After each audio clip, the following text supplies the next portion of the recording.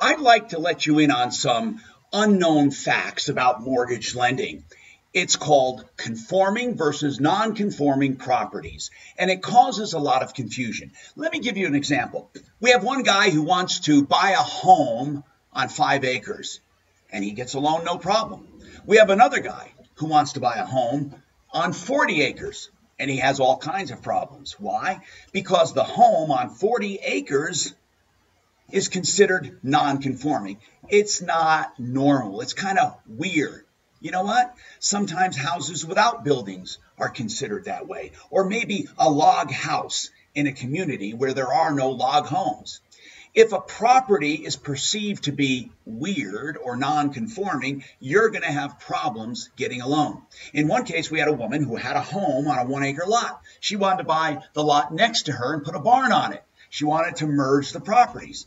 But the mortgage lender who had her home loan on that 1-acre lot did not want to include the other lot with the barn because they thought it was weird and it may be difficult to get people to buy it. Another example of a weird property is a lot on an airport. You know, there are airport communities where people live and keep their airplanes, and it sounds pretty cool if you're a pilot, but think about a bank. If they had to foreclose, they not only have to find a pilot, they have to find a pilot who owns an airplane. Then they have to find a pilot who owns an airplane who wants to live on an airfield.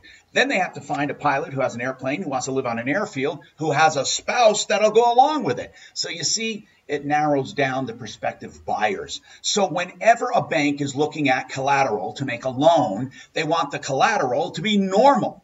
So if you are looking at property, keep this in mind. If your property is non-conforming, you may have to pay more in origination fees or maybe in interest rates. I'm Tom Martino.